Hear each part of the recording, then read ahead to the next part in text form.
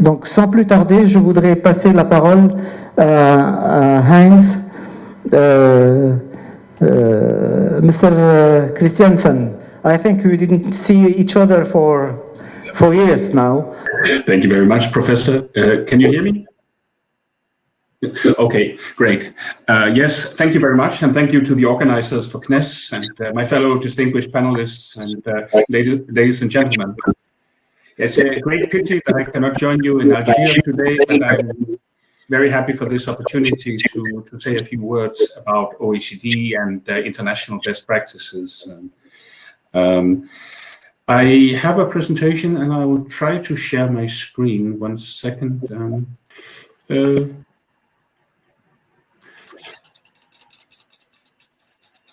Can you see my screen?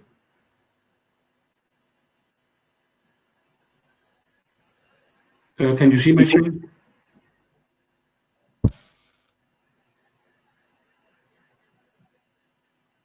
Hello, can you? It's okay, Mr. Hans. I don't know, maybe CNES can put my presentation on.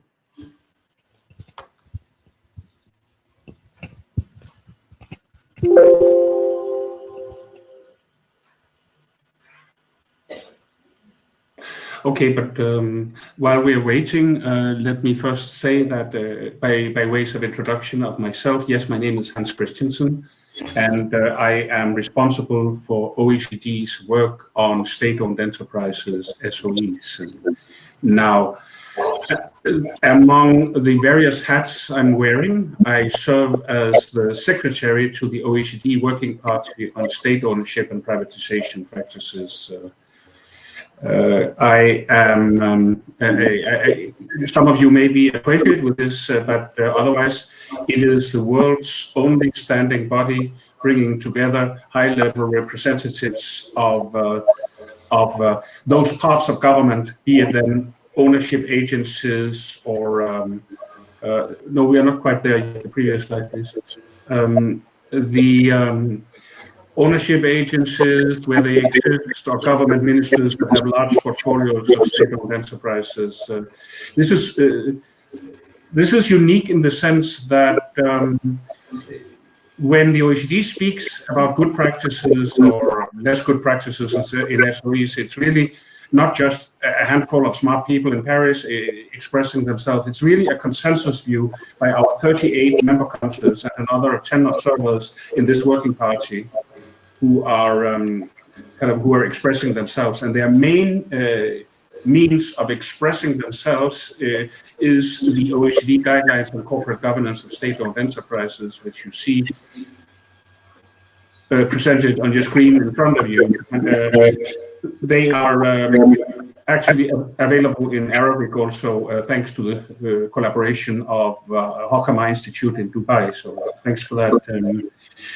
Now, the OECD guidelines, briefly, are an OECD legal instrument, but they are also non-binding. So no government, no enterprise is in any given situation obliged to implement our guidelines.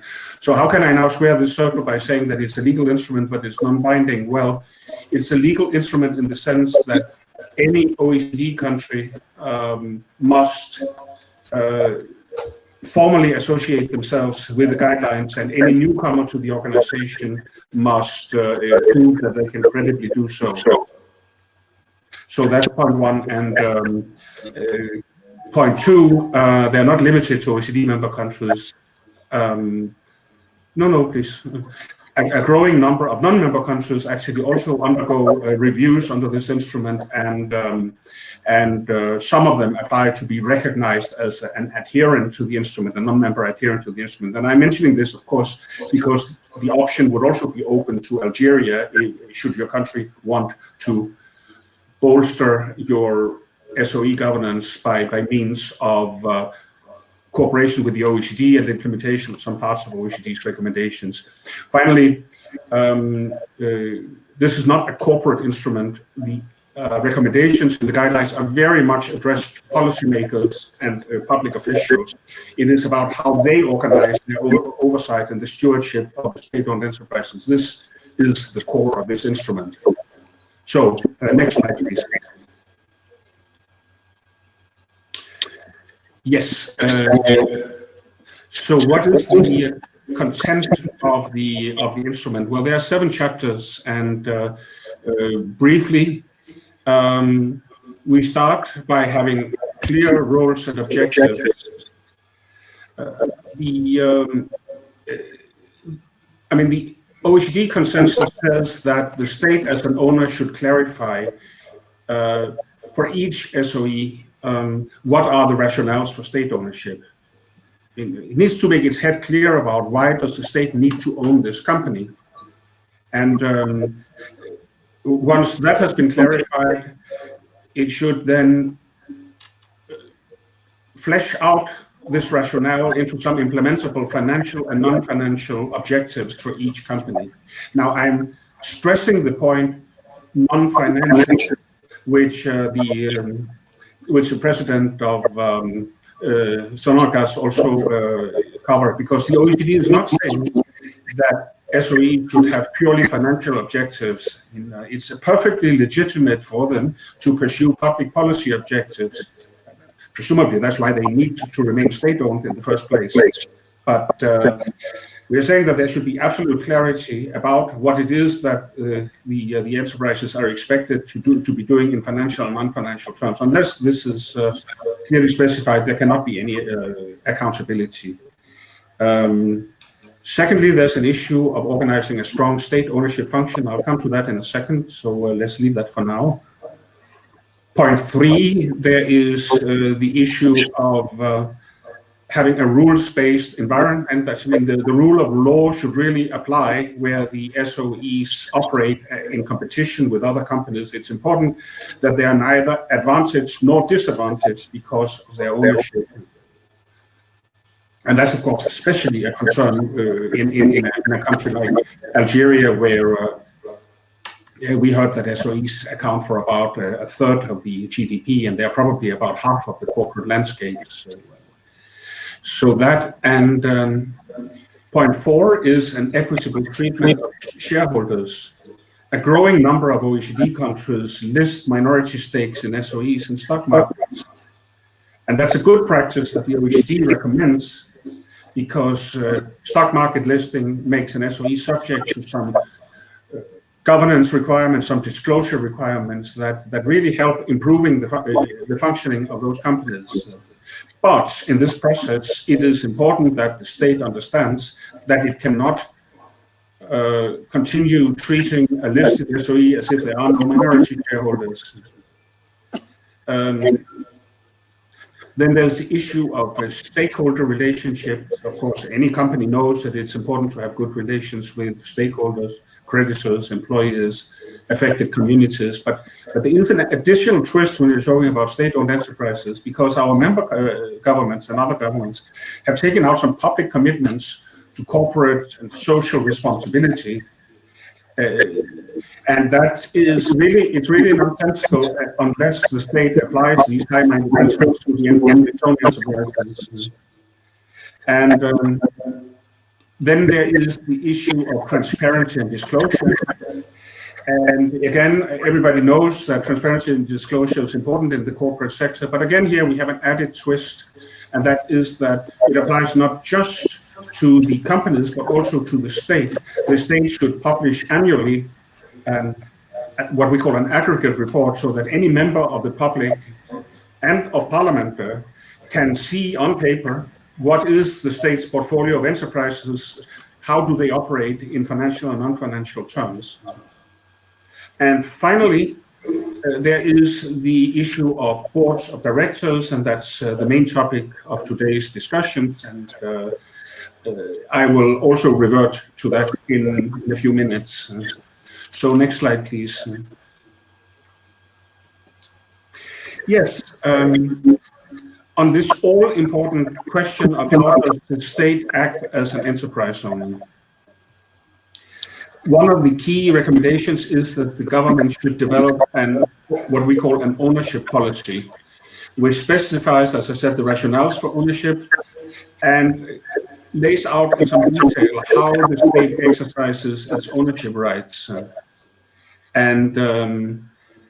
That's crucially important because unless the government has sort of committed itself to acting as an active and engaged enterprise owners in a certain way, there cannot really be any monitoring, any accountability, any basically reform is almost nonsensical in the absence of such an overall commitment. And this is a very tricky issue, but the OECD recommends that the exercise of ownership rights should be centralized in a single state ownership body, or if this is not possible, I mean, if you still have SOEs out with various line ministries, then at the very least there should be a coordination unit at the central level that sort of sets out some general rules for how the ministries can exercise their powers and monitors how well they're being implemented. And the reason we say this is these enterprises belong to well, not even to the government, they belong to the shareholders and the taxpayers, the general public, but they are overseen by the government on a whole of government basis. They should never become a place for individual ministers and individual ministries. And finally, we're saying that the government should allow SOEs a full operational autonomy. That's also important. Of course, there can be too little government control. Then SOEs drift away and do no matter what. And that's why we are saying that there should be a strong central state ownership system. But it is equally important that these SOEs have sufficient autonomy to resist state interventions in their day-to-day operations, because if the government wants to maintain absolute control over public institutions, then they should be government agencies. They should not be companies. And I can mention in this context that this is a little bit outside today's topic, but we have a more recent instrument, which is our anti-corruption and integrity guidelines for SOEs. And when it comes to corruption and other illicit practices, some of the worst cases always occur when top government officials pretend that SOEs are autonomous, and what goes on out there is really none of the government's business, whereas in fact there's a lot of hidden influence. That's the worst of all worlds. So next slide, please. So if I summarize the OECD thinking about this, it is really the OECD model is really about a vertical separation of responsibilities. On the top, you have the whole of government, which sets an ownership policy and coordinates any disagreement between ministers at cabinet level. And then you have an ownership unit. It can be a state ownership agency, a holding company, or indeed it can be individual ministers, but which must define objectives, financial and non-financial objectives for individual employees and monitor their performance. Inside the SOE itself, you have the board of directors, and now we are coming to it. And the board of directors has it as its key responsibilities to develop, in some cases, or in most cases, perhaps approve corporate strategies developed by the management, and then monitor management in its implementation of those strategies. And then at the lowest level, you have the corporate management, which then gets on with running the company. And outside of this vertical structure, you then have independent regulators, competition agencies, sector regulators, which are empowered to intervene on, not all four levels, but the lower levels of this vertical separation. And this is not just an academic exercise. I mean, some of the worst governance issues have occurred where decisions are made at the wrong level, when decisions that should be corporate decisions are made at the political levels, or when boards of directors are not empowered to do their job, and boards of directors are crucial in this. And in many countries, they're the weakest link. I mean, you have professional politicians and you have professional management in the SOEs, but if you have a weak board of directors, then this separation of roles begins to crumble. So I would like to go to the next slide. It's a bit difficult to read, but this is then the chapter about board about the role of I hear an echo. Okay.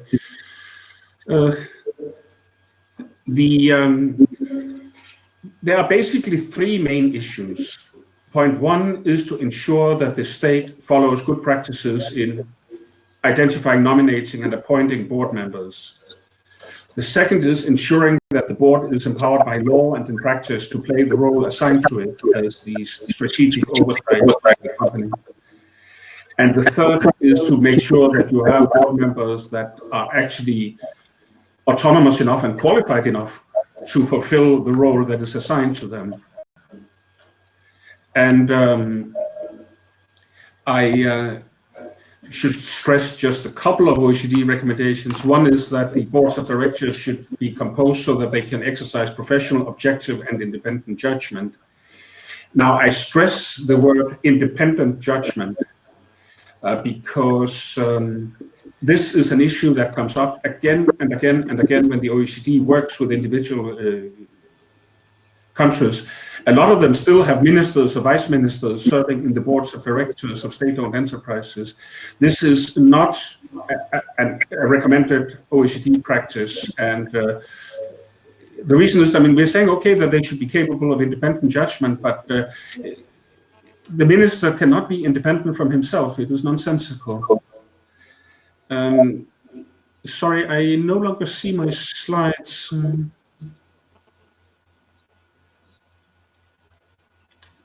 Are you bringing it back on? What? Okay, well, there is another key recommendation, and that is that SOE board should carry out the function, as I said, of setting strategy and supervising management.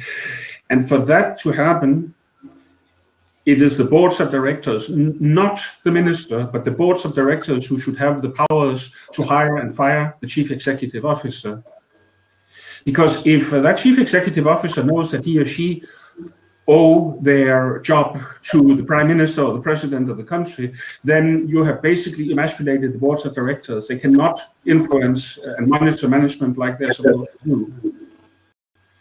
And then finally, there are a lot of recommendations about the way the board should go about doing their job, but I'll leave that for now, and we can go on to the next slide. It is, of course, very good to develop good practices, but one should also monitor whether they are being implemented. And the OECD did that last year, well, for the last 2 years, basically, doing some reviews of where have there been progress and what is the state of affair in various member countries. And now, I should say one thing about further thing about the guidelines, and that is that if you look at them and think about implementing them in Algeria, you will probably get depressed because they are set at an extremely high level of aspiration, and I don't think that any OECD member country has fully implemented them either. The purpose of this is that they should serve as a roadmap for continuous reform of the SOE sector. And I'm glad to say that our study showed that that is indeed what has happened. Almost any national change for the last 5 years has taken countries closer to the guidelines. Now, specifically in the area of board practices, which is an area where we have seen significant progress in our member countries. Out of the 31 countries we reviewed, we had a large number who reported progress in assigning greater and more explicit roles to the boards of directors. Plenty of countries have improved the composition of the board of directors, and there has also been a movement in this area of professionalizing boards of directors, among other things, by adding board committees dealing with auditing, dealing with risk, dealing with ethics, kind of assisting and strengthening the board's work in these areas. But if I just take one step back and talk about sort of the gist of recent change, there really are two main trends. One is to assign a more strategic role to boards of directors, moving them closer to the practices in listed companies, moving from a world where the board of directors are seen as an administrative cost and carrying out a limited supervisory function, to a world where they are integral to the formulation and monitoring of corporate strategies. And unsurprisingly, hand in hand with this development has gone a development where boards tend to become more and more professional and more independent. Fewer civil servants, more professional board members, including from the private sector. Next slide, please.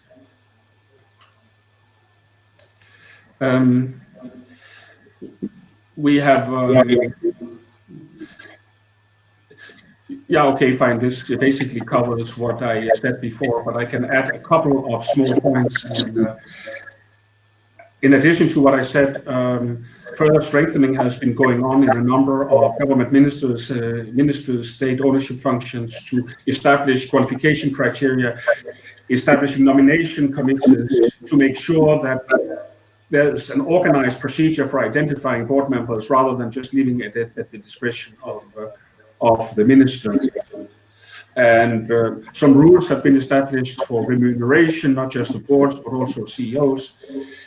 That's both good and bad. It's good to have transparency in this area, but in fairness, a number of our member countries have established ceilings on remuneration that are so tight that it's difficult to recruit competent persons to the management and the boards. That's, of course, not a good practice. It is what it is.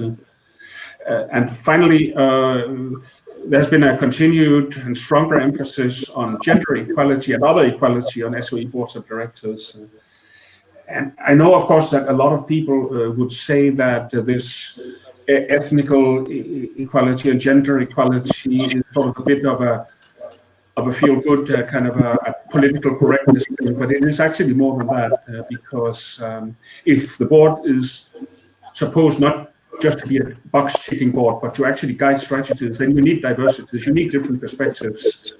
I mean, some of the worst board practices in the private sector, I mean, we haven't studied this in the state-owned sector, but in the private sector, some of the worst board failures came when the board members were all males, all the same age, had all gone to the same schools and played golf in the same club. It doesn't work. I mean, then you don't have the diversity of thinking that makes for a good board.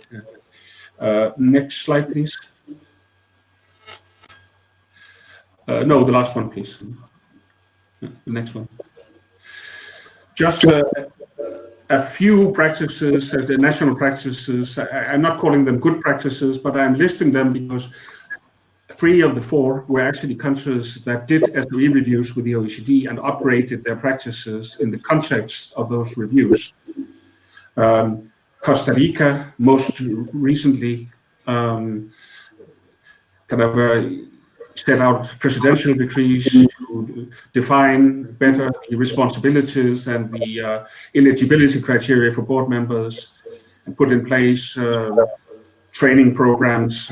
Latvia earlier, at the OECD suggestion, adopted a new law on governance of the shares in SOEs, and they also established procedures for nomination of the members of the board. And Estonia established such a nomination committee. We keep coming back to this nomination committee to professionalize and depoliticize the choices of board members. And just in case that someone thinks that this is just a nice piece of paper, I mean, actually, we have monitored Estonia, and since they established this nomination committee, the number of private sector independent board members in their SOEs rose from 20% of the board members to 65% of the board members. So the movement is clear and the movement is in one direction, but of course a lot remains to be done, even in OECD's own member countries. And so I'll leave it at that, Mr. Moderator, and I look forward to taking some questions from the floor. Thank you, Hans. I mean, I know it was not an easy task to go through all this and to be comprehensive, but I mean, you touched the critical points for us. Thank you very much for your contribution. Je crois que la discussion sera intéressante. J'ai relevé plusieurs points, évidemment, dans la discussion. Mais du point de vue algéro-algérien, moi, c'est ça qui m'intéresse le plus dans ces discussions. Il y en a 2 ou 3 que je voudrais signaler. On aura l'occasion d'y revenir. C'est le problème en anglais, on dit transparency and disclosure, c'est-à-dire dissémination et rendre compte des résultats. Quand vous regardez sur les sites des entreprises publiques, qu'elles soient financières ou non financières, rares sont celles qui sont à jour et rares sont celles qui donnent l'information. Il y a un gros problème là. Il y a un gros problème qu'il faudrait qu'on considère avec beaucoup de sérieux.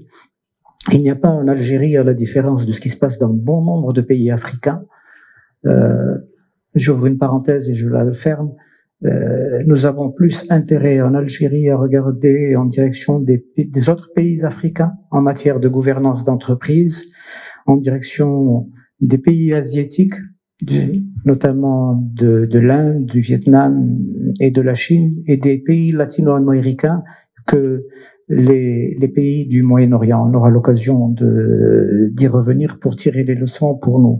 Le deuxième point qui me paraît important, c'est la nomination des membres du conseil d'administration. Je crois que c'est un point fondamental chez nous sur lequel on devrait revenir, et il a deux volets. Le premier volet, il concerne le choix des personnes.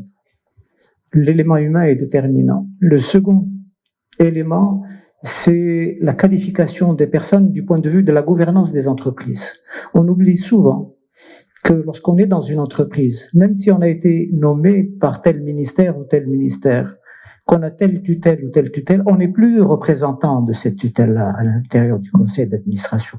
On doit défendre les intérêts de l'entreprise d'abord, et pas les intérêts de ceux qui nous ont mis là-dedans.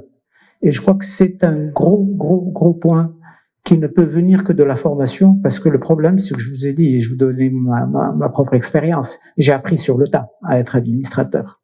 Avant d'être au plan international et apprendre de manière formelle, je suis passé par là.